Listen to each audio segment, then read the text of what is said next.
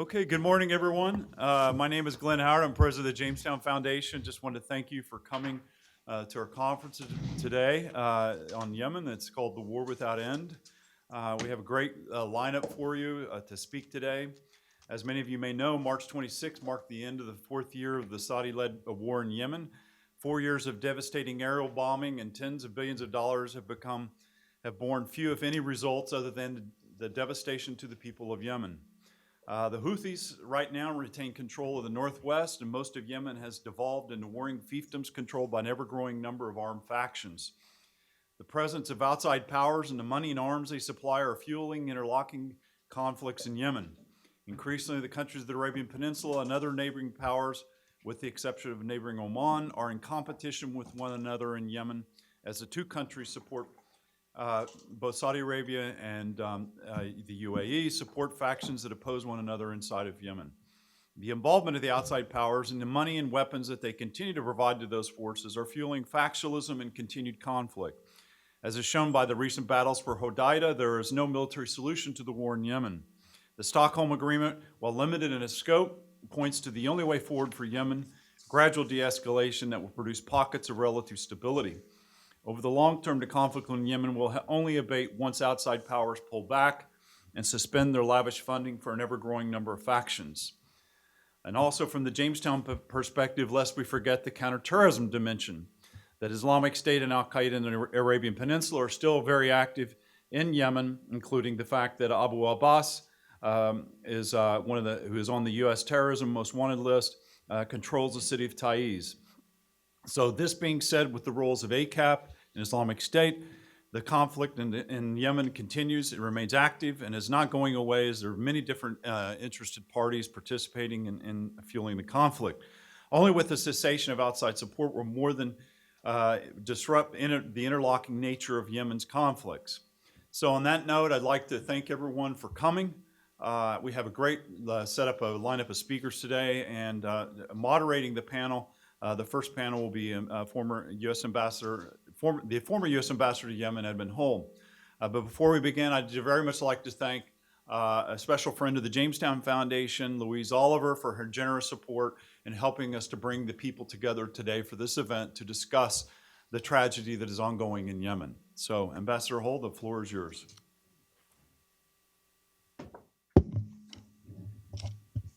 Is this live? Can everyone hear? Okay. I've seen these kind of meetings before entitled The Forgotten War in Yemen.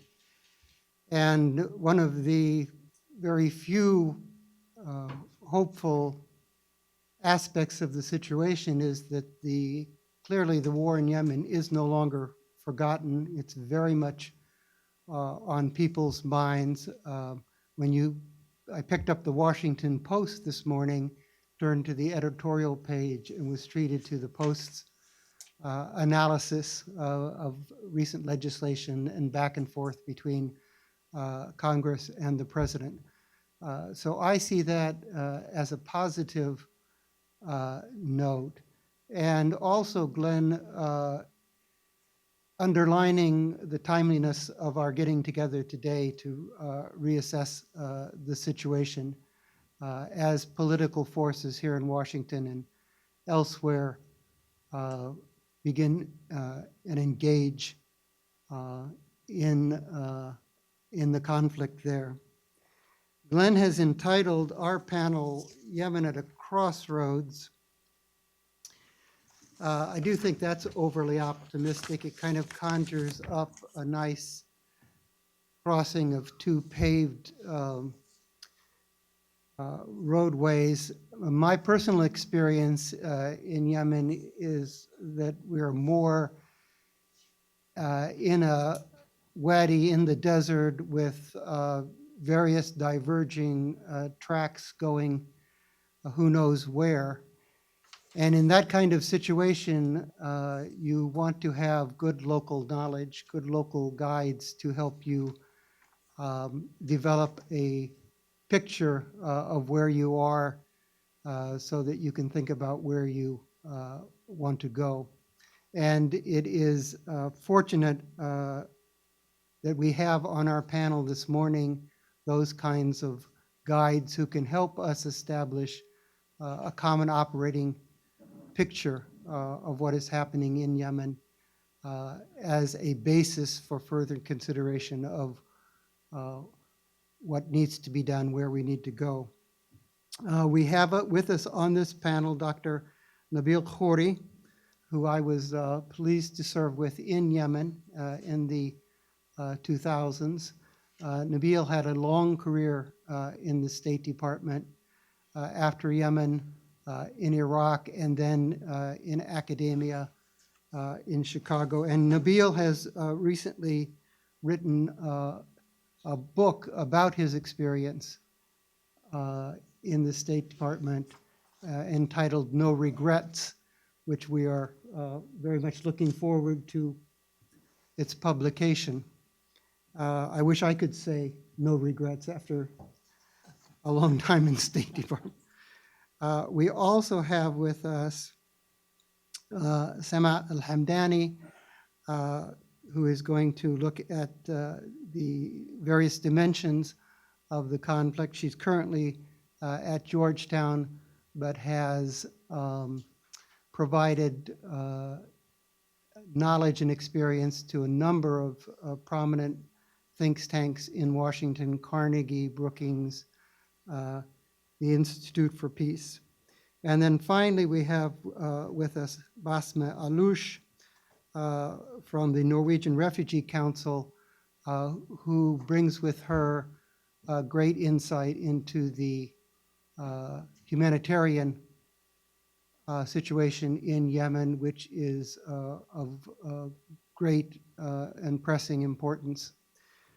So I will start by introducing Nabeel and ask him to give us an overview of the situation on the ground, and particularly the kind of forces which are in play, changing, evolving, and shaping the problem that we have. Nabeel? Thank you, Edmund. By the way, no regrets doesn't mean that I didn't see some very bad things happening on the ground over the 25 years that I was in the Foreign Service. It just means that, I came, I saw, I did my best, and at least I was there for some of the bad stuff and lived to tell about it. So hopefully my book should be out in a couple of months from Westphalia Press. No Regrets, an Arab American in the U.S. Foreign Service. It is both sort of a personal view and also a perspective on U.S. policy in the Middle East over that span of years, and how it changed and how the perception of it changed in the region. Onto Yemen, I sort of wanted to talk about U.S. policy and then broaden it and get into some of the dynamics that Edmund was talking about, and then I'm sure that Sama, who is going to talk about the internal dynamics in Yemen, will fill the gaps that I'm certain to leave on the internal situation in Yemen. Crossroads is not necessarily an optimistic thing. I mean, you're always told from when you're young, you reach a crossroad, you look both ways. And if you don't look both ways, you're likely to be run over by something. It may well be that we're at a crossroads in Yemen, but not necessarily in the positive sense. My overall assessment is that we're not likely to see anything really positive in the next 2 years. I think, in fact, things may get worse before they get better. This is a small, cozy group, so we'll keep things in an outline format, and then we can get into a good discussion in depth after our presentations are finished. Let me just start by saying very succinctly and very bluntly, the war in Yemen is in its fifth year, and it has accomplished nothing for the Arab coalition and by proxy for the United States national interest. If the stated goals are to be believed, rolling back the Houthi coup of 2014 has not been accomplished. They're still ensconced in Sana'a. Restoring what is called Shar'iyya, the legitimacy or the Hadi government to Sana'a, obviously has not happened. They're mostly happily living in Riyadh with occasional visits to Yemen, but they have not managed to establish themselves even in liberated Aden or in Sayoun, where they recently had a parliamentary revival of sorts. All right, keeping Iran out of Yemen, which was touted as the Saudi, the Arab coalition goal, and something that tickled the fancy of the Trump administration. That has backfired, even stating it as a goal, because Iran was not there at the beginning. It is there now, if indirectly. To the extent that, certainly when Edmund and I were there, and then up to 2009, there was hardly any Iranian influence in Yemen, let alone an actual presence. They started helping the Houthis slightly in 2010 and then more in 2015. And now there is, by proxy, Iranian influence through the assistance that Hezbollah lends to the Houthis in technical expertise and strategic advice and so on. So if the goal of this war was to roll back Iran, it achieved the opposite. So that too has been a failure. As for terrorism, keeping Al-Qaeda and the Arabian Peninsula, AQAP, out of Yemen, by all accounts, AQAP is stronger now than it ever was in Yemen. And the war against it is complicated by the fact that it is quite often allied on the ground with forces that are working for the Arab coalition, which complicates the task if the US is truly trying to make advances against AQAP on the ground. It complicates it that their allies are, whether directly or indirectly, working with them. For the Houthis, of course, they certainly, whatever ambitions they had at the beginning of this, they no longer have. Their main ambition at this point is to hold on to what they have. And on that front, they're still where they were 4 years ago, mostly. If this war had been run by a private sector company, that company would have gone out of business by now.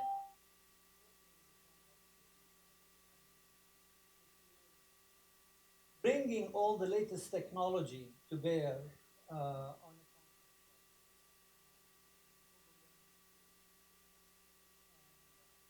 out, and you fail to accomplish any of your basic goals, why are you still in business? But of course, we're not going to blame this war on Donald Trump, but he's a master at failing in business and yet somehow keeping his business afloat. So the war goes on, but frankly, from any rational point of view, it doesn't make any sense. The main problem, in my opinion, is that there has not been a clear strategic view and a well thought out strategy. One of the fun things I did in the Foreign Service was I taught at the Marine War College for a year, And then towards the end of my career, I taught for a year at the National Defense University. And other than the fact that the military are always open-minded and willing to really entertain all ideas, they really focus on strategy, that you have to properly define your goal at the beginning and make sure that that goal is in line with your national interest, that you look at the means you have to achieve these goals and that they're all lined up. And then you establish steps. How do I get from here to there? And then you establish criteria that measure your success or your failure, so that if you don't achieve success, you know it, and you stop or you turn around and do something different.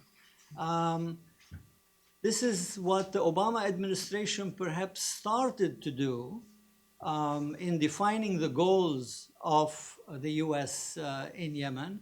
Among them, very laudable goals of supporting a democratic transition, supporting good governance, economic assistance for development projects in cooperation with other donor countries, and at the end, counterterrorism. This strategy was, I mean, it's nice to have all these things on paper, but in reality, it was sort of upended. The counterterrorism thing took prominence, became the one that is the goal that was most funded. In fact, Obama used Yemen as an example of an ideal approach to counterterrorism, that this is where US policy was succeeding. And he's the one who's best known for the drone war on Yemen. Bush before him hardly resorted to drones. But President Obama didn't want to use troops, and so he was happy to play the technology game, which in my view, and I wrote at the time, drones do not a policy make. And in fact, they created more problems and more enemies for the US than accomplished a defeat of AQAP. The other things that upended Obama's strategy were the happenings on the ground, the Arab uprising, the Yemeni uprising in this case, turned the tables around. And Ali Abdullah Saleh, who along with his security establishment were allies in the war on terrorism, left. His departure was arranged by the GCC at the time. And for a while, there was some confusion. The advice from high circles in Washington was to continue working with the security establishment of Saleh, even if he himself was out of the picture, which made things awkward in dealing with his successor, Hadi. It made Hadi's job more difficult. And the Obama strategy was also upended by the Saudi/GCC request for assistance. Essentially, Obama bought Saudi acquiescence in the Iran nuclear deal by agreeing to help them with the war when they started it in 2015. And that made things very difficult. The war at that point became the Arab coalition's war, essentially Saudi Arabia and the UAE. And American goals, no matter how loftily defined, were no longer possible to pursue. The in comes Trump. I think the President Obama himself and John Kerry had some buyer's remorse towards the end of their term. And John Kerry went to Oman and tried to a last-ditch effort at diplomacy, which we had neglected in the last few years of the Obama administration. And in 48 hours were certainly not enough to pursue the goal of peace. And there was some attempt at holding back on some of the weapons supplied to Saudi Arabia, specifically the precision-guided missiles. But this was all too little, too late. In comes Donald Trump, and the most generous thing one can say about this administration and Yemen is that they really don't care about Yemen. They don't care what happens to Yemen. And honestly, I mean, I'm not being unfair to them, but this is obvious in every action they take, in every statement they make. The main concern has been commercial dealings, and some of them very personal for Mr. Trump, and also essentially giving in completely to the Saudi and Emirati perspective on what's happening in Yemen. Essentially saying to them, what happens inside Yemen is your problem, this is your neighbor, you take care of it. You tell me what you need, and you buy the right amount of equipment from us, and we're fine. This has gone on, especially since General Mattis left the administration, and I think he was the only one who truly cared and who wanted to use US influence to end the war. He tried, he took a firm stand a couple of months before he left, and we had the Sweden, the Stockholm Agreement as a result. But to my mind, right now, what's going on is that the Hodeidah Agreement has been a sideshow for the Arab coalition mainly, because it's a good PR thing to try to achieve peace starting in Hodeidah. And Martin Griffith is doing a great job, but it's limited to Hodeidah, especially that the battles are going on elsewhere in the country. So both sides say, okay, we're not going to fight in Hodeidah, but we are going to fight in the north and in the east and in the southeast. Particularly in the north, where you see from along the Saudi-Yemeni borders, the force led by Ali Mohsen Al-Ahmar, which was nurtured, trained, given all the support they needed in Saudi Arabia. And Ali Mohsen Al-Ahmar has been at the operations center in Riyadh all along. And they are making headway into Yemen from that angle. There are some fierce battles on and off that have been going on there. Further south to the east of Hajjah and to the east of Sana'a, battles have been going on as well. And then when you go to the east of Sada, southeast, the tribes in that area have been courted heavily by Saudi Arabia to rebel against Houthi control of the north. And there have been battles going on there as well. When you look at the picture, you don't have to be a military expert to know, but I would be glad to have some military expertise jump in here to see that what they are doing is trying to block off the Houthis completely from any from the north, obviously along the border, and they're not doing a good job there because the Houthis are and have been for practically since the beginning of the war inside Saudi territory along the northern border. But they block them off in the north, in the east, and in the west, and hopefully at some point from the Arab coalition's point of view, they will march on Sana'a from the south as well. So blocking off the Houthis would isolate them technically, since they have they can't use the airport, and if they can't use the sea, even for the small boats that smuggle in weapons every now and then, and by land they have no access to the south anymore, then they are strategically really locked in. I believe that is what the Arab Coalition's strategy is, and it has been rejuvenated recently, which tells me that they're not really interested in the peace process. What they're interested in is pushing this war to a military victory. If the Houthis decide to surrender before their forces reach Sana'a, then well and good. But if not, I think they have every intention of pushing through to a military victory, something which the Department of Defense here never thought was possible at the beginning of this war. Not sure currently if they have changed their thinking, but I think US military thinking has been from the start, this war is not winnable for the Arab coalition without direct American intervention. And the recommendation from all the experts in the US government has been, this is not recommended, that the US should not get directly involved in Yemen.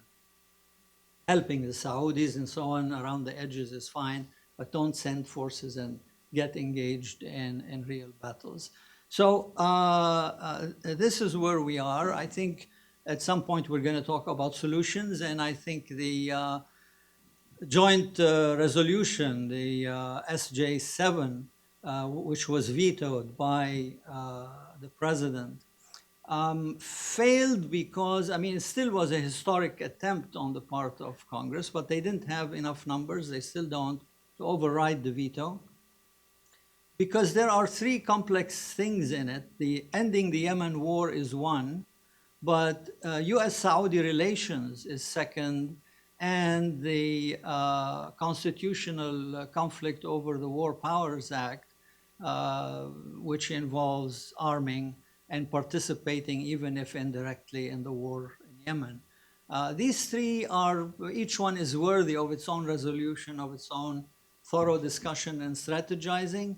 But tactically, they couldn't just do Yemen alone because Mitch McConnell and the Senate refused to even bring it to a vote. Whereas when you insert the War Powers Act and arms sales, procedurally, he is forced to bring it to a vote. It was a catch-22. You couldn't run the end Yemen war alone. When you mixed it with other things, you could get a vote and get a majority behind you, but it complicates things for the hardline supporters of the administration. And here's where we are. I'm sure we'll get into discussion of it later. Thank you, Nabeel. That's very insightful. And I hope we do drill down a little bit on the strategic situation, because that would inform all the diplomacy and the humanitarian efforts. Sure. And now we'll turn to Sama, who's promised us a look at the various dimensions of the conflict. Thank you guys for being here this morning. I'm looking forward to explaining the Yemen situation, and I'm very excited to be sitting with this panel here. And I want to start by managing your expectations. So I was assigned to do the local dynamics in Yemen, and it's a very heavy topic. I could actually spend hours trying to explain what each region looks like, because the war has been going on for 4 years plus. We're in the 5th year. And as you can imagine, a lot of things that were true are no longer true. And some things I might say today will change tomorrow, and that is the fluid dynamic of the war. And so just to begin, the way that the war was designed was meant to kind of divide and create separate realities. And by that, if it was quick, it could have been quite a successful war. But the fact that the war took on 5 years meant that it helped feed divides and fragmentations that already existed in Yemen. I am so thankful that you guys prepared a map for today, because I'm going to talk about a general situation, and then I'm going to break it down into case studies and specific areas. And so, first of all, the population that is living under Houthi control is witnessing a war dynamic where they are controlled by the Houthis. That's one. Two, they're also living under airstrikes. And the first 2 years of war, that was really difficult because we didn't know whether the airstrikes were going to be very accurate. And the fact that indiscriminate airstrikes continued to occur really terrified a lot of the population, which I think heavily recruited for the Houthis. And I think that was a real problem from the start. The idea of indiscriminate airstrikes in the Houthi-controlled territory just really helped the Houthis move forward and gave them kind of the reason of being to keep and carry this war. And then on the other hand, you have what is called Houthi-free territory. However, it's not very clear whether the Yemeni government has complete control of that entire area. So instead of talking about proxies and, for example, mercenaries that are present in Yemen, we have Sudani mercenaries. We have, in some cases, it was reported even British and maybe even some American mercenaries on the ground. But instead of talking about that, I really want to discuss what is happening on the ground. And so as I'm discussing this, I want to plant a question in your mind. Will the conflict end with ceasefire, right? This is something to keep in mind as we talk about local divides, because I think it's far more complicated than that. And what happens typically in the war is while you de-escalate on one front, fights tend to pick up on another front. For example, while you de-escalate on the western coast of Yemen, along the Tahama region, you notice that there was an escalation on the eastern part of where the Houthis control. The last major fight that was extremely bloody was known as the Hajjur battle in Hajjah. So you have a dynamic that is completely fluid, and while de-escalation happens in some parts of Yemen, it doesn't happen throughout Yemen. It happens in some parts and heats up in other parts, and it continues to play this fluctuating game. So I am actually going to begin with the separatist movement in the south of Yemen. And the separatist movement is spread out throughout the south, and they have been organized now under the name of the Southern Transitional Council. The Southern Hirak movement existed in Yemen for many years under many names, and many factions existed under that umbrella on the premise that they all want secession but cannot agree on how to do it, who their leadership is, and how to achieve those goals. And what the war did is definitely increased that sentiment of separation. When the Houthis went down to Aden to try and capture President Hadi, as they claim, or to take over the country, whatever their motivation was, when they went to Aden, it definitely made them look as an invader in a southern territory, and it increased the sentiment of, we don't want these people here and we have to fight them out. And certainly it did not help that the government is playing a hot and cold game with the separatist movement. And by that, I mean that in 2012, when President Hadi was in government, he did not really acknowledge the separatist movement as much as he does today. He did not have any separatists in the government structure. When the Yemeni National Dialogue occurred in Sana'a, when it took place, the southern separatist seats were actually handpicked and selected by the president, and the majority of the separatist movement decided to say that they do not believe in the national dialogue. They do not want to be part of that process. However, in 2015, there was a strong shift in President Hadi's policies. For starters, a lot of his government and his cabinet was largely southern. And then slowly, as the war progressed, we saw that so in 2015, when the war started, his prime minister at the time was a southerner, and I think with him being removed from power, a lot of southerners either got fired or resigned. But certainly after that, we saw that the government appointed some very hardline southern separatists into the government. For example, the current head of the Southern Transitional Council, it used to be the governor of Aden, appointed by the government himself. The foreign minister of Yemen at some point was also a very hardline separatist who is no longer in power. But this is just to portray that, not just the governor of Aden, but also in Hadramaut and other places, but this is just to portray that the government was kind of playing hot and cold with the Southerners. In a sense, they needed them, right, in order to capture the parts where the separatist movement had the most control. But at the same time, they didn't manage the process well. And so now we have a strong Southern Transitional Council and we have a strong separatist movement that is being heated in the south of Yemen. However, the media attention on it and the focus that's given to the Southern Transitional Council is claimed as UAE has labeled and framed the Southern Transitional Council as a UAE proxy, right? It's not viewed as a legitimate movement that has occurred over the years, but rather as a hand and a tool that the Emiratis are using during the conflict. The same game that the government is playing with the Southern Separatist movement is also played with other factions in Yemen, including Islah. But before I go into that, I do want to talk more about how the government is structured. It seems that the more that the war continues, the government is appointing people based on some sort of system of quotas where geographic representations are occurring in the government. So as of today, it seems that there's an increase from 2018 to 2019, an increase in northern representation in the government, which they didn't have at the very start of the war. And then also, there's a very strong Ta'izzi voice in the government, in a sense, kind of signaling to us that the focus of the government is going to shift towards Ta'iz next. And so, as I speak about that, and again, this is how I started by managing your expectations. It might be a little jumpy as I move from one topic to the next. I would like to start my case studies at this point of looking at different parts in Yemen.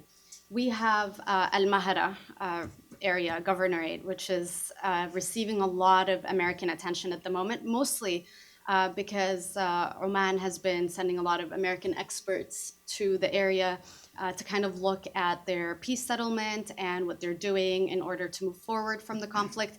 And it has brought a lot of people's attention to the region of Mahara, which is also in the geopolitical sphere of Oman.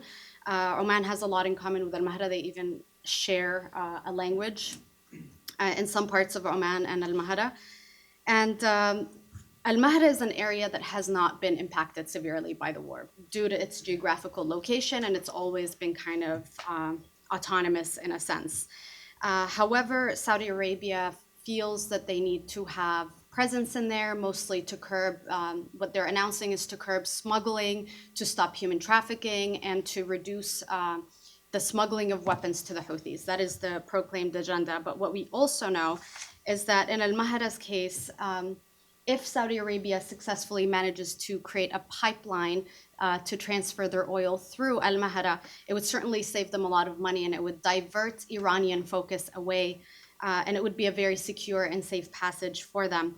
And I think in that sense, if we look at the benefits of the war through that, then we can say this war might be worth it to Saudi Arabia if they are able to achieve that pipeline. In the sense that would be a huge victory and relief for them.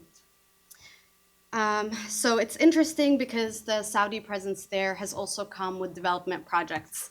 8 development projects have been announced in Al-Mahara alone. It's been very difficult for me to kind of verify what these projects look like or what's going to happen.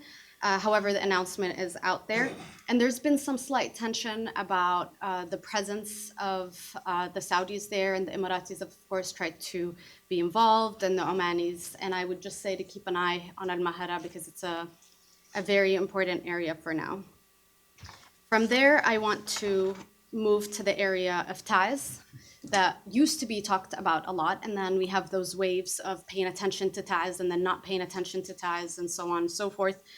Ta'iz continues to be one of the worst parts of Yemen's conflict. It hasn't been able to get the relief that some other parts of Yemen have received. It's, in essence, a complete chaotic situation. It's still very hot and unsettled.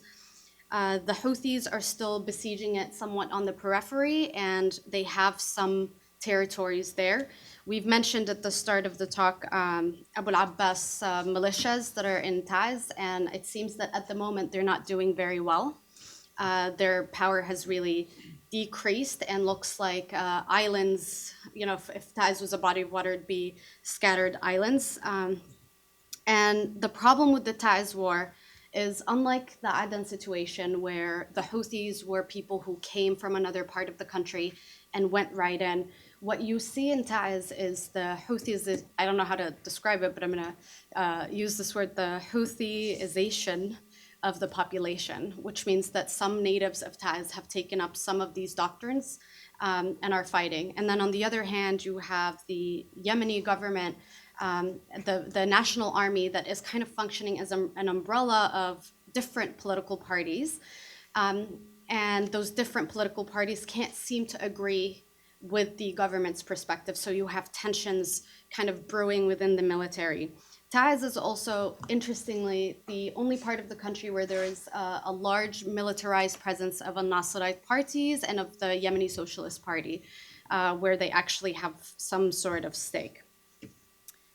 It's also kind of a mysterious case as to why they can't calm the tension there. Taiz now has its fourth governor in place since the war started. They all seem to be pretty qualified, actually, compared to other appointments throughout the country, but they still really struggle to maintain security or anything like that. And I'm sure that in Basma's talk, we can talk about the humanitarian situation specifically to Taiz, as there is only one route that can take you in and out of Taiz. And so while you can travel through the majority of Yemen at this point in a relatively short time, going in and out of Taiz remains to be a 7-hour debacle at sometimes, just to go from, let's say, the east part to the west side.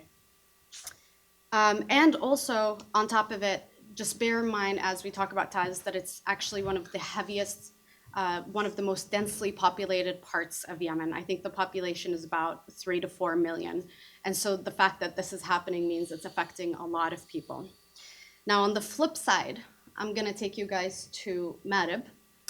And Marib has been portrayed as the ideal representation of, or a model state of what Yemen would look like once the conflict is over. And I think that it's interesting, and it certainly is not a model of what Yemen would look like once it's free, but they're definitely doing well. So Marib, for example, is revived due to the displacement of Yemenis from other parts of Yemen and going into Marib. So their population pretty much multiplied and could be estimated at about 1 million at the moment. You have symptoms of kind of economic renaissance of some sort. You have new buildings, new developments, and the fact that the people who control the region of Marib are the same group politically has helped them kind of maintain control in that area. And so there are many reasons why it is in fact stable, it is calm, it is economically revived. The reason it can't represent the rest of Yemen is mostly because it's a temporary situation, and they're, you know, the fact that they are doing better has a lot to do with how many people come in, how much funding they're getting from outside. But we also noticed that in Marib there are some forced detainments, illegal detainments taking place. We know that Marib generally is an oil is a rich governorate because they have access to oil in that part of the country. And there's been reports and statements about how the people in Marib are taking the finances from the oil and are refusing to take it from their central bank and pump it into the larger national central bank for Yemen. And so the reason they're flourishing could also be attributed to the fact that they are wealthy at this moment. They don't have to share their wealth with everybody else. And so there's also, from what I was reading and following, some tensions with the tribes of Abida, who sometimes have to have things their way or kind of the highway. And so finally, I want to talk about a few things. I don't think I have time to talk about everything that I want, but I do want to look at what happened to Islah, the political party of Islah today. The political party of Islah was one of the strongest political parties in Yemen after the GPC, the General People's Congress. And what we're seeing is that the Salafi branch of the movement is very much alive, and not just alive, even divided in the liberated parts of Yemen. In the city of Aden, it manifests in tensions between Salafis who debate which school of Salafism is more accurate. In a sense, it's a manifestation of UAE versus Saudi tensions in the area. You also have the threat of Al-Qaeda in other parts, like Al-Bayda, for example, continues to be an area that the US is very focused on carrying out operations there. And what we see in some places is that the Islamic State is fighting directly with Al-Qaeda in the Arabian Peninsula. And then you also have the Muslim Brotherhood branch of the Islah Party that seems to be somewhat split. You have the Muslim Brotherhood of Qatar that has kind of taken off and split off from the war and is very active in the media. However, the vast majority of the Muslim Brotherhood is still allied with Saudi Arabia and is promising to carry out a lot of its acts. I think in the Houthi-controlled territory, the most significant opponent that the Houthis could have was probably the sleeper Islah cells throughout Sana'a that haven't really been active and haven't took up arms and haven't participated in the conflict. Perhaps they're waiting for this layer of the conflict to get settled, or perhaps for the Houthis to get eliminated. And I think once that is removed, you will have another layer of conflicts over power. To talk about the government, they are present throughout the country. However, alliances are not seemingly clear in the sense that some people are in the military to support their own political cause, or the tribe wanted them to do that, or even just directly for the sake of Saudi Arabia and the UAE. I think the government is going to wage several internal battles that is going to make it very hard for them to continue.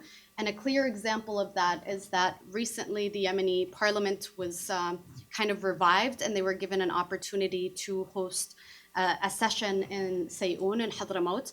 I have to say that the location is very strange because Aden has been the capital that they are operating from. That's the temporary capital. And that immediately signals that had they carried out this parliament meeting in Aden, the Southern Transitional Council could have interjected or interrupted it. And so they had to go to an area where security in Sayoun is still mostly run by military generals who are from the north. So they had to go to a place where they can't be interrupted by the Southern Transitional Council. It's also very clear that there were some protests on the Southern Separatist Front that were calmed down by the UAE, which means that if the UAE and Saudi Arabia are able to regroup and kind of realign their vision for Yemen, there's potentially a possibility for them to keep the South relatively calm. But mostly what's happening now is that the Houthis, Dr. Nabeel Khoury talked about how they're trying to choke the Houthis into a specific, kind of circle and surround them from all sides. And I think that is a plan that could have probably worked in the past very well had the other sides fighting the Houthis been well aligned, organized, or did their work right. And so what's happening is that the war is poorly managed. There's no point at this point, after understanding all the local actors on the ground, there's no way to end this militarily without creating humanitarian devastation. And I think the more the mistakes occur on the other side, the more the Houthis look like victors and winners. And I think it's ultimately come time for everybody to sit at the table and talk about peace, because everything that I just mentioned signals that Yemen could be broken not just to 2 countries, but to 4 or 5, based on how the war has been carried out. And the longer it takes, the harder it is to go back to just operating under the umbrella of Sana'a as a capital or Aden as a capital that would serve the rest of the country. Thank you very much. Thanks. Basma? That's the good news. Yeah, the best news. Okay, sorry, I'm just trying to bring this closer. Okay, so thank you to the Jamestown Foundation for inviting me to be here, and I'm very honored to be on this panel alongside my fellow colleagues. So to start with, I wanted to present my talk with looking at the impact of what Sama and Dr. Nabeel were highlighting on, and how that conflict is really translated to impacting civilians. And I want to break up my talk into 5 different parts, so bear with me. I'm going to talk about some of the statistics and figures in Yemen. I want to highlight some of the drivers of the humanitarian crisis, talk about NRC Yemen very briefly, and then offer some reflections and conclude with an anecdote. So to start with, I'm sure most of you know, prior to the conflict, Yemen was considered one of the most underdeveloped, if not one of the most poorest countries in the Middle East. So that's the baseline that we're starting with. We were talking about extreme poverty levels where about 18.8% of the population was living under the poverty line. There was high infant mortality rates, and child malnourishment was at 42%. So keep those in mind as we look at today. So today, the situation is, as you can imagine, a lot more dire. You're talking about 24 million civilians that are in need of some form of humanitarian assistance. Of those, there are those that are considered to be in acute need, which means they basically cannot survive without humanitarian assistance. And last year, that number of acute need was 11.3 million. In a span of 1 year, it increased to 14.3 million. So if we think, the situation can get worse in Yemen, over 365 days, we saw an increase of 3 million Yemenis becoming more reliant on humanitarian assistance, and that's huge. There's about 4.7 million children that are in need of some form of education assistance because they either can't access schools or they just don't have the resources to participate in schools. And the displacement numbers, right now, we're talking about 4.3 million Yemenis internally displaced. Compared to other crises like Syria, like Venezuela, these aren't massive numbers. But if you think about it, these are 4.3 million people that are essentially stuck within Yemen.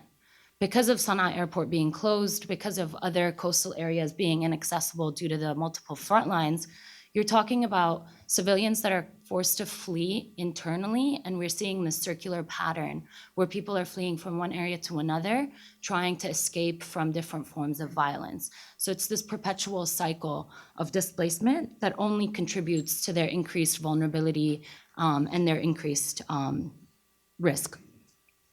Now, I'm sure all of you have really heard about the food crisis in Yemen. That's usually how it's portrayed in the media. Just to highlight some things there. So access to information, to accurate information in Yemen is extremely challenging. And I think that contributes to us not seeing a famine declared.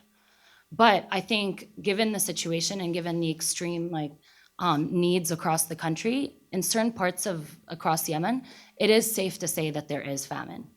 And the problem with not announcing, or you might feel some relief in the fact that famine hasn't been officially declared, but that's actually, I think, a false optimism, because once famine is declared, that means it's already too late. That means we're talking about people that have died and that we have failed to respond to.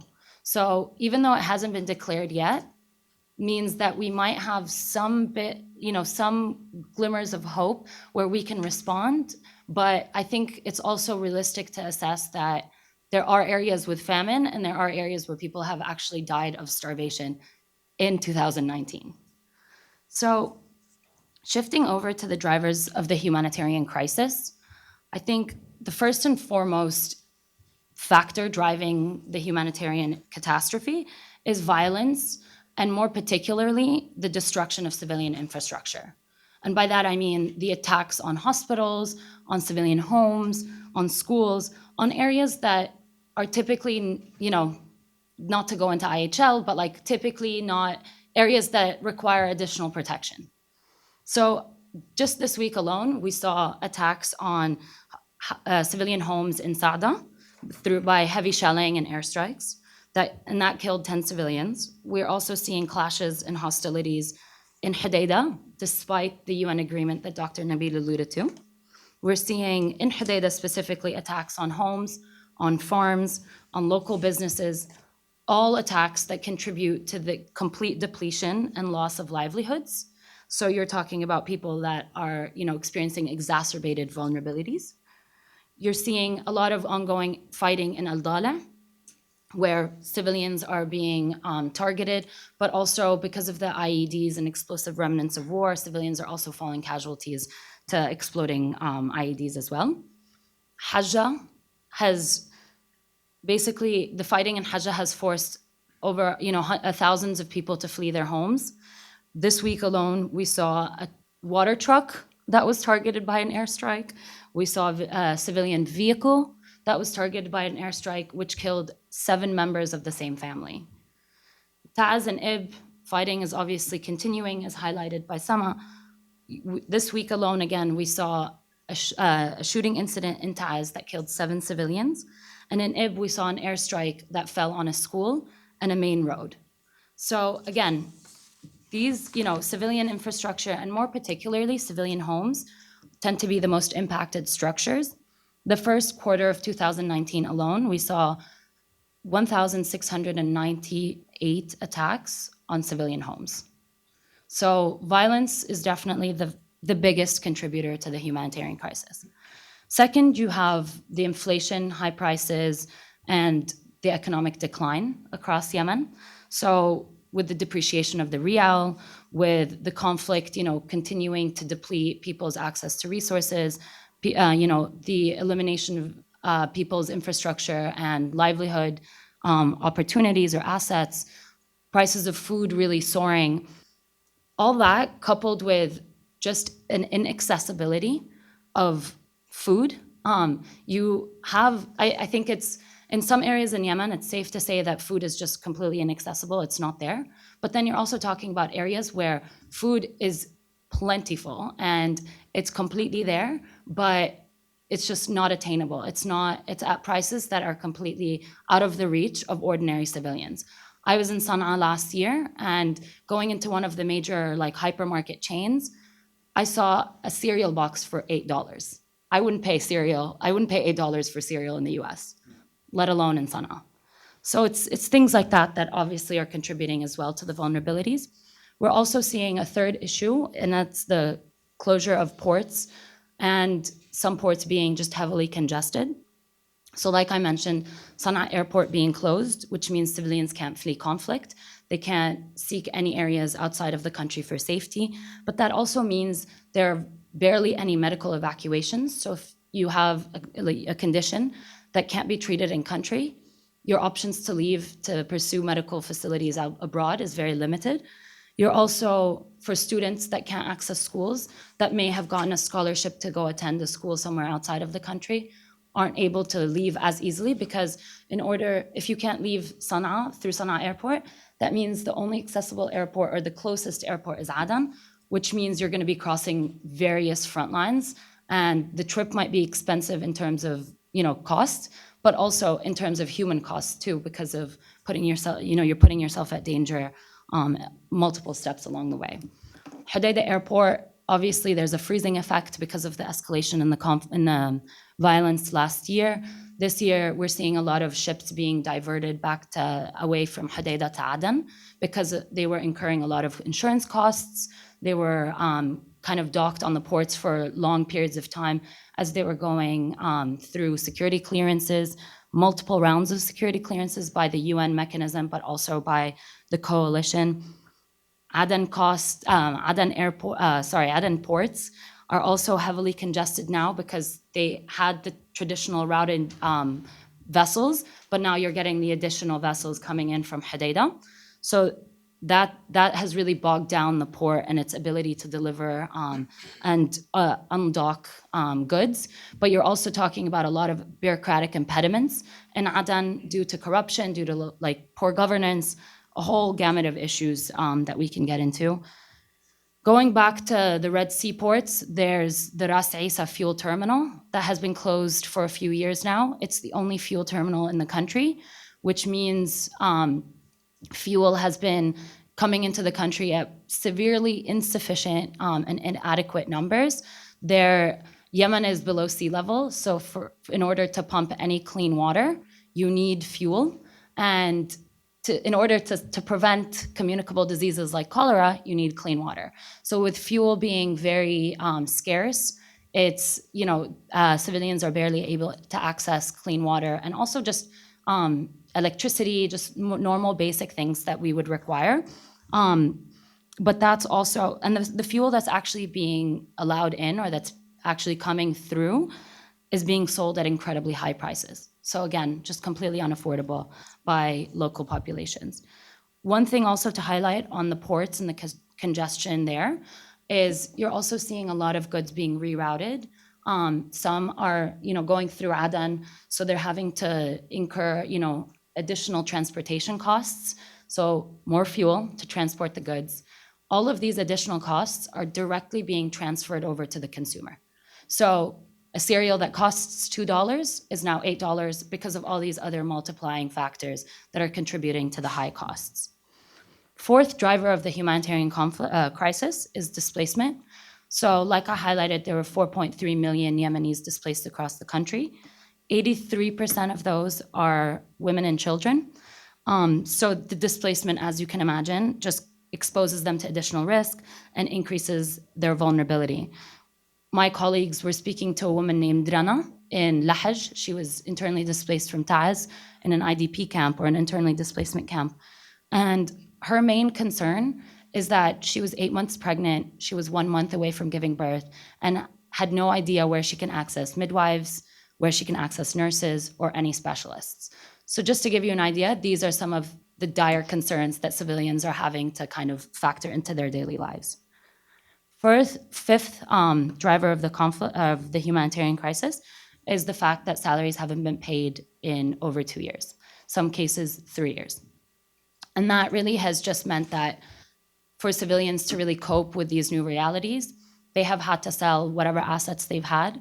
The first is usually the wife's jewelry. Then you're talking about selling furniture, maybe property if your property still exists or it's still standing. And then we're talking about incurring additional debt, so borrowing from family and friends, from maybe other warlords that are willing to give out, loans. And third stage of that is you decrease the amount of food that you consume. So while I was there, a lot of the people that we spoke to were saying that they went from your average 3 meals a day down to 2, down to 1. And now even the quality of these meals, some people haven't seen or haven't had meat, whether it's beef, chicken, in over a year. Children are surviving on yogurt and bread. I heard a lot of incidents of people just surviving on yogurt and bread, buying a pound or a kilo of yogurt for them and their family, and then in typical Yemen hospitality, expanding it to include other family members that can't afford to purchase food as well. That, as you can imagine, just leads to malnourishment, mostly affecting children, making them much weaker, to being impacted by communicable diseases, as that communicable diseases and cholera being the 6th driver of the humanitarian crisis. So it's treatable diseases that usually can be cured with either an IV or a couple pills. But again, because of the delivery of goods being really choked off, because the medicine hasn't been flowing as freely in the country because of the conflict, when medicine gets in, chances are it spoils quickly because of the long delays and the rerouting. But then also, if it does arrive and not expired, it's at really, really high costs, and people just can't afford it. And the other issue is, again, the non-payment of salaries means a lot of doctors and nurses no longer go to medical facilities because they aren't getting paid, and they need to feed their families as well. And with the airstrikes really targeting, and the violence in general, targeting a lot of hospitals and medical facilities, that has created a decrease in the number of available facilities for civilians. So now what civilians are having to grapple with, in addition to the high costs and all of that, is that a lot of medical facilities are just really far from where they live. So they are often confronted with either choosing to forgo a day's work and that income that they will earn in order to save maybe one of their family members out of 7. So a lot of families are really confronted with these difficult choices that sometimes forces them to take dangerous decisions that can impact their ill family member. Right now, we're seeing 236,550 cases of cholera so far in 2019. That's about 3 times higher than we saw last year. And a quarter of those are really impacting children under 5. So NRC has been in Yemen since 2012. We work in about 7 governorates across the country, mostly on the west side. Our work, to be very frank, is barely a drop in the ocean. I mean, when you're talking about 24 million people in need, there is no way that 100 and plus INGOs in Yemen are going to be able to provide enough to sustain those needs. I mean, WFP is feeding about 12 million people every month. That's about half of the people in need. But nonetheless, we're trying. And NRC's 4 sectors specifically, we focus on education, where we sometimes try to rehabilitate schools. We provide education resources like desks, like books, other material. We also provide training for teachers that would like to get into the education field. We also do water sanitation and shelter, where we help families get access to clean water and hygiene kits to try to stem the spread of communicable diseases, but we also try to provide them with safe shelter during displacement.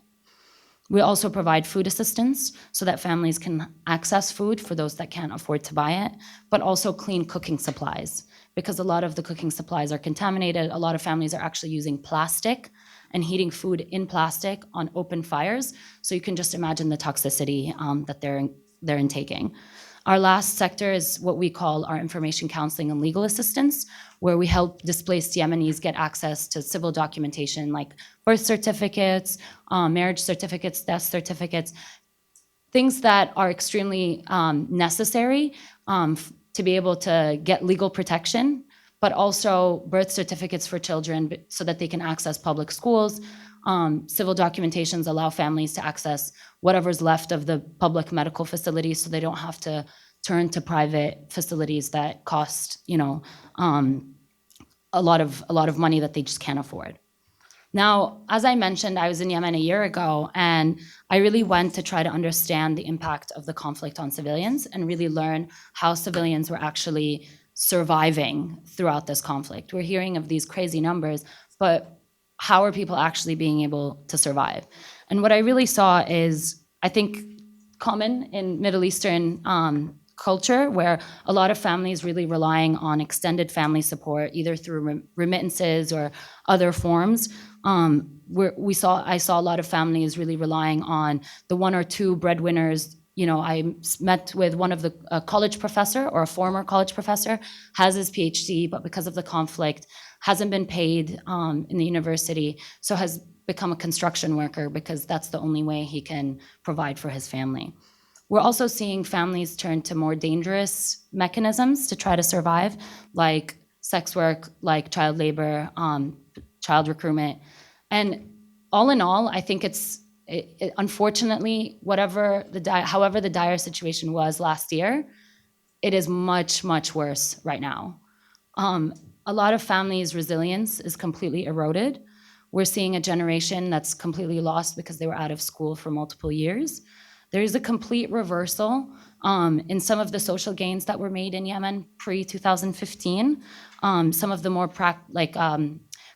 conservative protection practices like early marriage, that has tripled since 2017.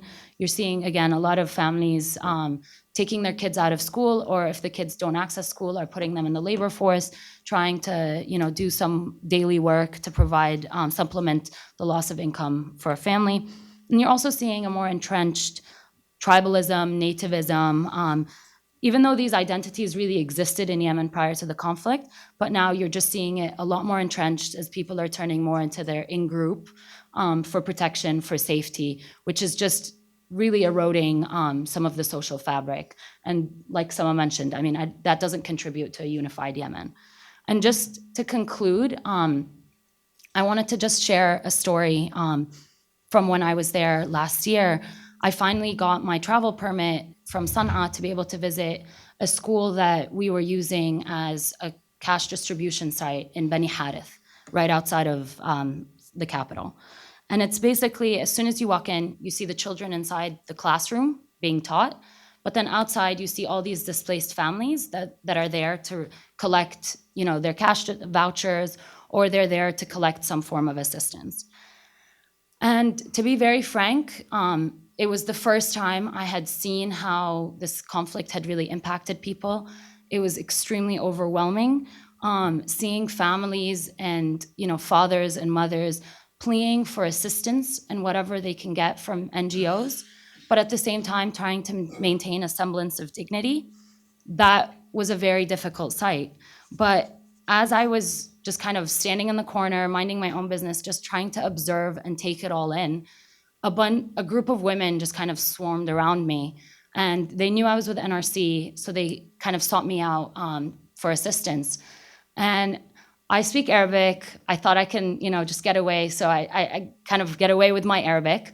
And I just kind of smiled at them, and I, in Arabic, directed them to my colleague who can better assist.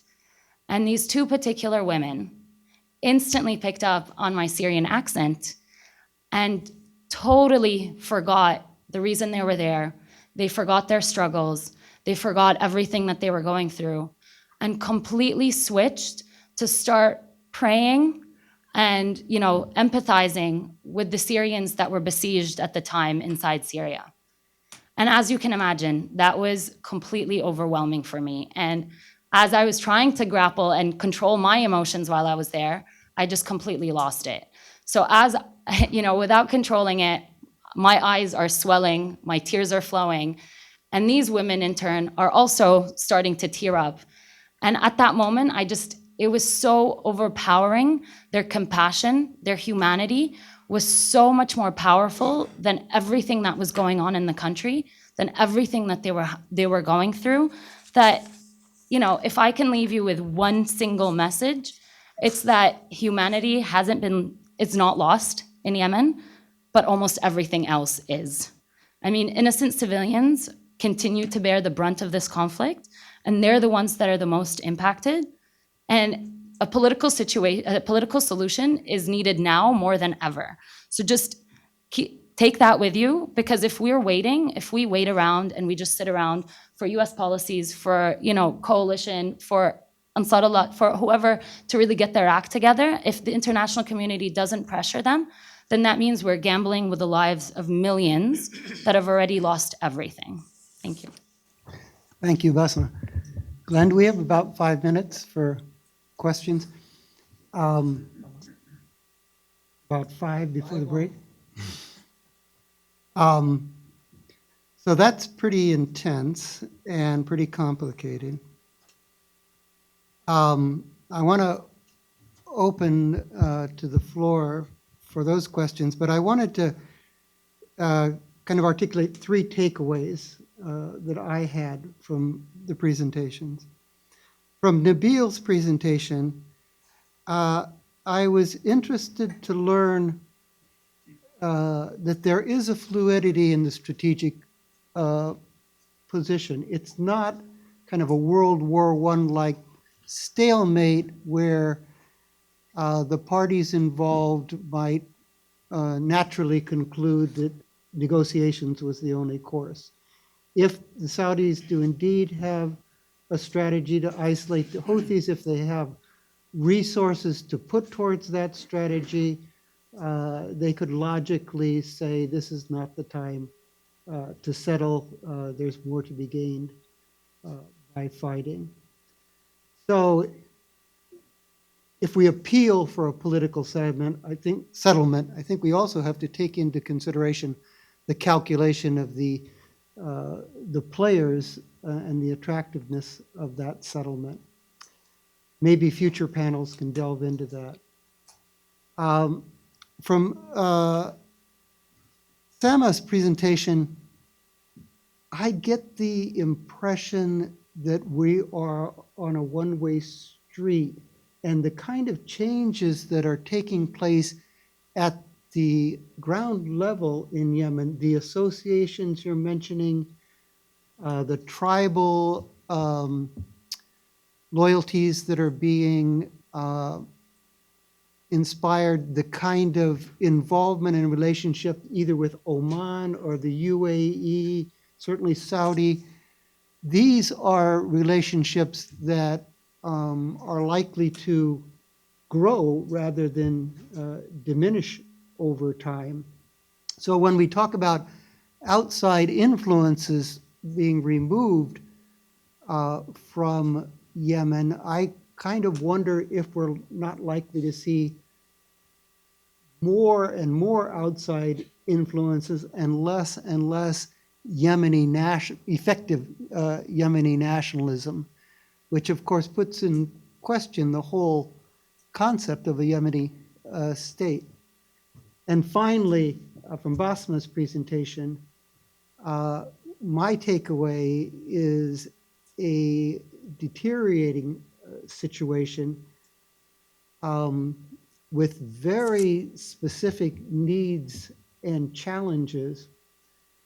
And although I take your appeal for a political framework and a settlement in which to address these concerns, I just wonder if the world can afford to wait for that, given the prospects are so dim, and if there's not an imperative to start addressing some of the things you've mentioned ad hoc, even absent political progress, which seems to be elusive. And the question then comes, how do you start addressing some of these needs in this politically murky environment? And where could you make substantial, not fundamental corrections, but significant corrections to alleviate the current suffering? So that, for my purposes, some of the takeaways from a very, very rich presentation. Can I open the floor to any questions? Yes.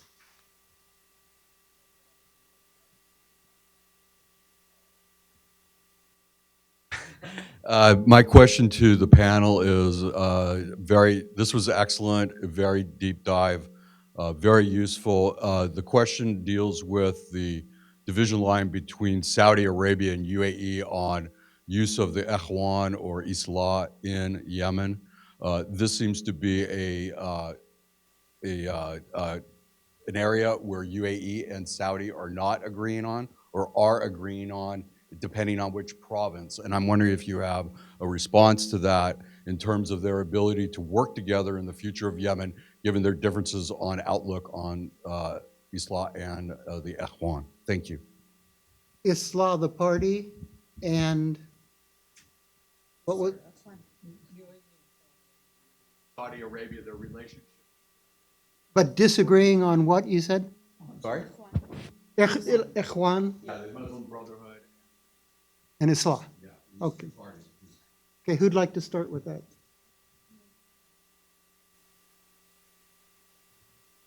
So the UAE and Saudi public line, I doubt will ever acknowledge or admit that there is ever a divide. And the hope, and I think that's what the international community is trying to do, certainly the United States position, is to try to regroup and kind of bring them together for a clear trajectory in Yemen. I think that the problem with the Saudi-UAE alliance is not the Muslim Brotherhood, but rather the conflict over the Muslim Brotherhood in Yemen is a manifestation of a larger UAE and Saudi clash in vision, not about Yemen, but rather about their own economic development that's taken place. It seems that this is part of a larger historical narrative where the UAE and Saudi Arabia were not the natural allies that we see today, who are completely seeing eye to eye with everything. So for that to happen over a war that has certainly prolonged itself is something. But I think that the UAE has tried to publicly welcome the Muslim Brotherhood and tried to speak with them. There have been a few reported meetings where they've met with prominent figures. But I think the issue with the UAE and Saudi Arabia is not particularly Islah, but rather the Yemeni government's ability to carry out duties on the ground. It almost looks as if the current tension is certainly between the UAE finding local partners on the ground in Yemen who can secure regions and areas.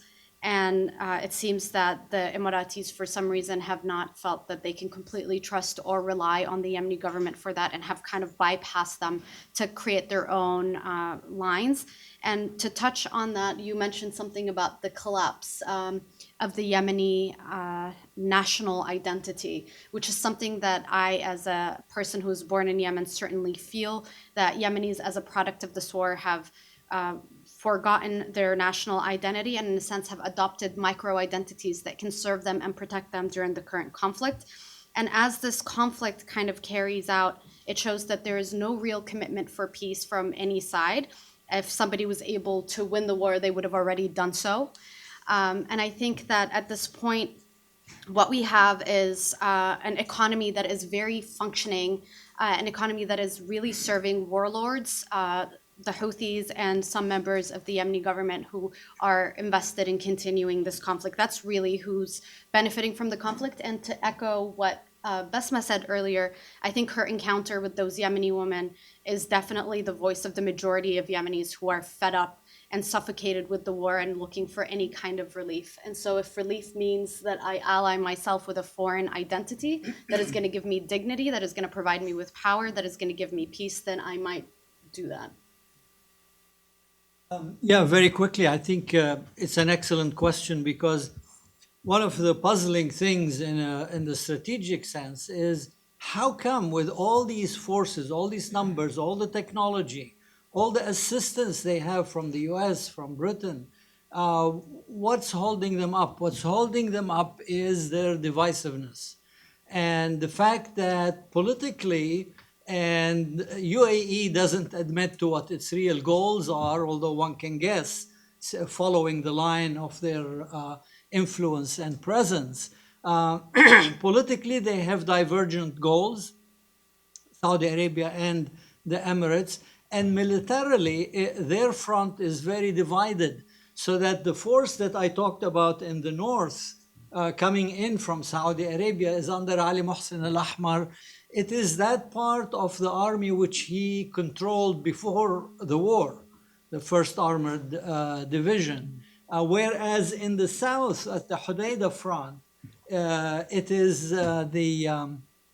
one of the nephews of Ali Abdullah Saleh, along with his son, who operates from a distance from the UAE, and that's the old Republican Guard and the Palace Guard. Separate forces that never really work together very well. They certainly don't work together well now because there have been so many problems between them.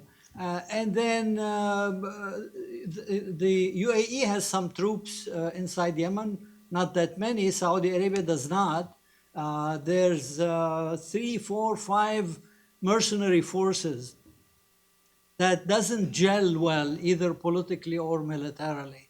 And so there's a lot of military effort, but when you consider that the Houthis, their strength is in their unity, they're fighting on 5 different fronts, and they're holding off all these different attackers. So I think that's the main thing, is you put your finger on it. Basma, did you want to?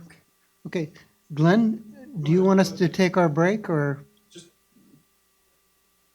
Okay. Is there any side in this conflict that seems to? Is there any side in this? Oh, name is Dave Onspuck, unaffiliated.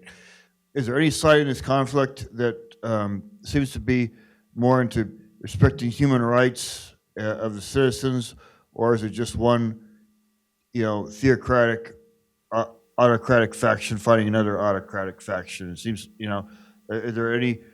For example, conflict with Houthi versus Hadi or whatever you, is there any side that's more into the human rights than the other side, or are they, both equal? Basma, you want to respond to that? I mean,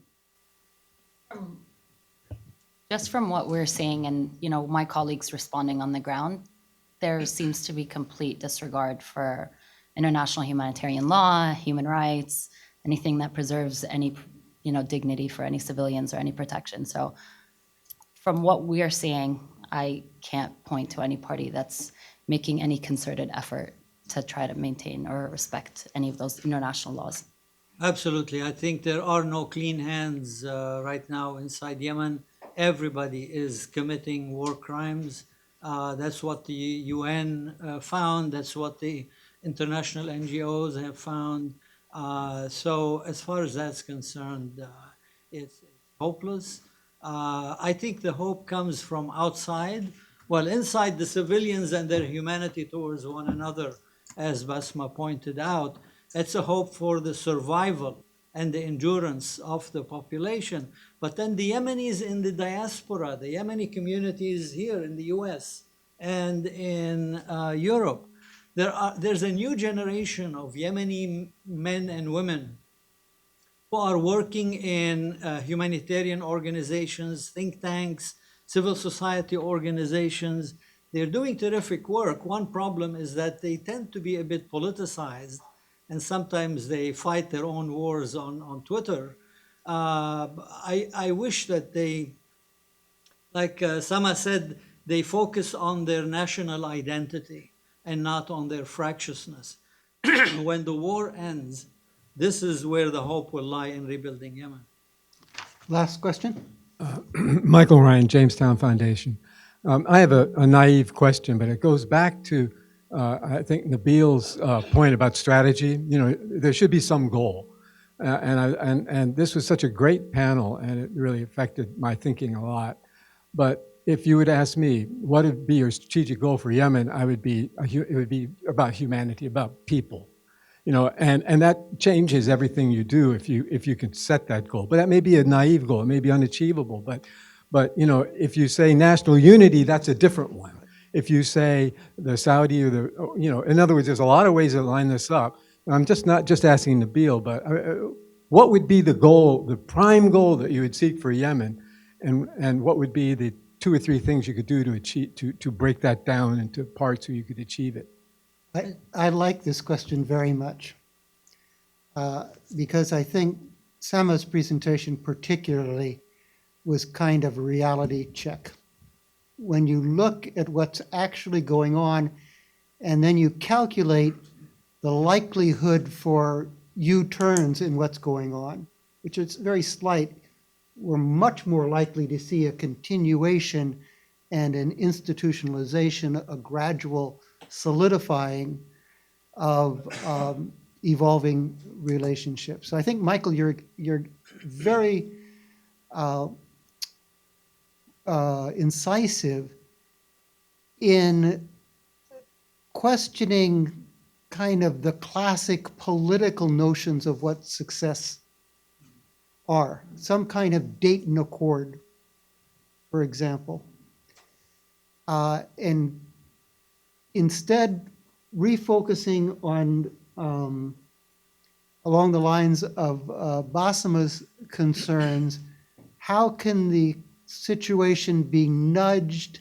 How can most egregious violations be sanctioned effectively? How can individuals and families in Yemen, a space be created for them so that they can live some kind of decent life? And I think thinking hard about these questions is a challenge to the panels that are to come. Anyone else wanted to come? Yeah, I mean, I think the US has the largest key to this conflict. Many people and sides do. But the US can end this war. The problem is it needs to realize, putting aside, I mean, the goal should be salvaging Yemen, saving Yemen, and preparing it for a stable, democratic, prosperous future. I don't, the humanitarian thing, I mean, forget it with this administration. I don't think you can hammer at the door till the cows come home with what's happening to Yemen on a humanitarian level. They won't care. The thing is that there should be a realization that it is in the US national security interest to stop this war and to help Yemen stand back on its own feet and be a stable, prosperous country. Again, I don't think there is much hope in this administration because there is zero strategic thinking other than zero humanitarian interest. Two final comments? Sama? So the line of this conflict is to restore the Yemeni government to Yemen, the legitimate Yemeni government to Yemen, and then 2 is to ward off the Iranian threat in Yemen. A lot of what I struggled with when I'm trying to understand the conflict is how do you measure the Iranian threat being reduced in Yemen? And that measurement or that expectation hasn't been really communicated, right? Has the Yemeni government been able to return to Aden? The prime minister now resides there, but the Yemeni president has resided out of Riyadh for the past 5 years now. So how do we measure the success and the failures of the war? It hasn't been really communicated. But on the subject of the U.S., it's not just the U.S. that can create an impact in Yemen. It's the U.K., it's France, it's your traditional powerful actors. And that leads us to the quintessential humanitarian question of how do we make peace more profitable than war, right? Like, how do we convince a lot of these countries that are selling arms, that are also the only actors who can really stand up to what's going on in Yemen because of the humanitarian situation? How do we convince them to switch sides and to just finally add on everything else that we talked about? I think every single day that the conflict continues, the more sectarian the narrative becomes and the more of a reality that that has become. A lot of the violent fights between the Houthis and their opponents tend to be of a sectarian jihadi narrative. And it seems that the longer the war continues, and to touch on the very first question, is it an autocratic or kind of theocratic? I would say both sides are operating on religious premises, and a lot of the war is being told to as just and righteous based on religious doctrine. And that's really risky because even when peace occurs, that ideology resonates and that right to power continues to exist within people's minds. And as sad as that is of a note for me to end on, it is definitely a reality that people in the US need to be very aware of, that even if the war continues, there are all these products of conflict that can manifest and become hurdles in Yemen's path towards peace, whether 2 years from now or even 10 years from now, if it's not resolved correctly, if it's not resolved immediately, and if national reconciliation is not taken seriously. I think the conflict today is actually a manifestation of all of Yemen's conflicts and the failure to reconcile the Yemeni population after these conflicts. They're all manifesting now. Basma, the last word? So just a couple points from my end, piggybacking off of what Sima said. A lot of these conflicts in the Middle East didn't start as sectarian conflicts, but have spiraled into becoming. So if we can look at Iraq or Syria as any form of example, or any, if we can foresee from these conflicts what Yemen could become like, I mean, we have two very clear examples that we should learn from at least. But I think that really goes back to US strategy and Western strategy towards the region in general, looking at it more through the security lens of whether it's drones or countering terrorism. And I think it's, these conflicts post-2012, post-2011, and just the spiraling and the consequences of these uprisings and what they've evolved to, it's time that the US really takes another look at its strategy towards the region and really moves away from the security focus, the military focus, to looking more at a human rights approach. Again, that might sound naive, but everything else we've done hasn't worked. It's maybe time to reassess. I mean, just on your goal, I think the very immediate goal right now towards Yemen in terms of US strategy should be looking at the humanitarian crisis and finding an end to it. I think that is the first immediate goal that all parties should take, and anyone with any leverage or pressure should exert. And just lastly, wanted to highlight the UNDP report that was released yesterday. As of today, if the conflict were to end today in Yemen, the country is already set back 20 years. And they have mapped out 3 different timelines of whether the conflict ends in 2019, 2022, and 2030. And all of that, if it ends in 2030, the country is set back over 4 decades. So, I mean, these are serious consequences that everyone should be looking at, everyone should be paying attention to. So I highly encourage everyone to check out that report. We will leave it to the panels, the other panels.